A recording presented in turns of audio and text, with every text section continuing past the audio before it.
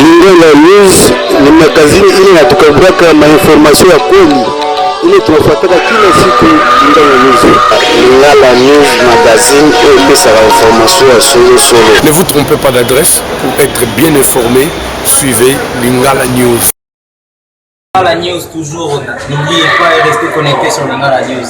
Yambo Bazangwa Solo. Lingala News, seule information vraie à qui. Yambo on a de Lingala News. Yambo. Babina Sali pour Lingala News Tangama Solo. Oui, merci d'abord de votre présence. Moi, je pense que Kagame n'avait pas raison de réagir de la sorte. Parce qu'il n'a pas tenu compte de l'article 13 de la Déclaration universelle des droits de l'homme du 12 décembre 1948. Qui donne le droit à tout citoyen de circuler le pays, le monde, à une telle condition à respecter les droits de l'essentiel. Il n'a pas tenu compte de ça. De deux, il n'a pas tenu compte, il a pris l'aspect politique, tout en rejetant l'aspect économique et l'aspect social. Si je peux vous poser une question, si j'ai cette fois-là, que dirais-je des Congolais qui se sont mariés avec les Rwandais? Est-ce que ces enfants-là auront-ils le droit de rentrer au Rwanda comme de venir au Congo pour voir leurs grands-parents ou leur famille? Ça pose déjà un problème. Alors, si on va prendre l'aspect économique, que dirons-nous de ces Rwandais qui vivent de petits commerces au Congo, à Goma par exemple? Ils vont arrêter avec tout ce qu'ils font. Moi je pense que nous, Congolais, nous n'allons pas envoyer le pas. On ne va pas suivre Kagame.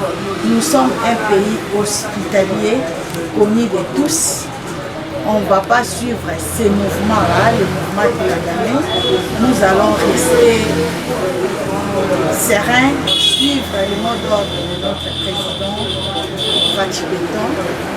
Je ne pense pas que Fachi soit aussi facile de suivre le mouvement de Kagame. Je ne pense pas. Il ne va pas suivre, nous allons suivre le mot d'ordre de notre président de ne faire aucun mouvement contre tout Rwandais résident au Congo, juste à ce que le président dise. Merci. Non, moi, je suis là,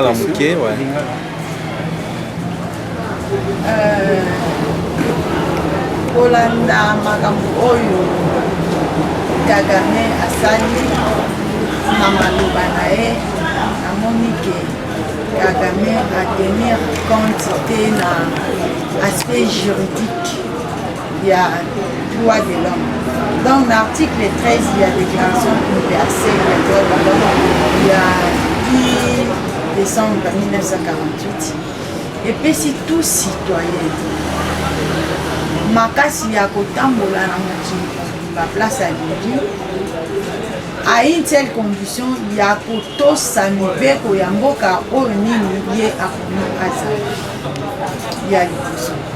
Mais kotala Kagame ye azwi mingi aspect politique, atali bavantage na ye amoni neti bakomi koprive yango a réagir, mais atali aspect économique. Aspect économique, kotala bandeko na bango mingi oyo bayaka kovivre na bapetit commerce na Congo, na mboka na biso. Batali mpe bandeko oyo ya biso bakongolio mpe basalaka mombongo kuna mpo basungaka mpe bango na ekonomi ya mboka na bango. Atali aspect wana te, azwi lisusu aspect social te. Mpona otala bamboka wana tobalana, toza na bana babotami kuna, toza na bana oyo babotami awa. Bana wana misusu awa tobengi bango bakongolais, misusu kuna babengami barwandais. Ese bana wana de part et d'autre baobanda otala bafamille na bango bakoya na facilité mpe kozonga na facilité. Nakanisi atalaki nyonso to wana te.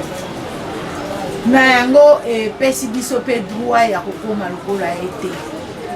Bacongolais baza basanguine te.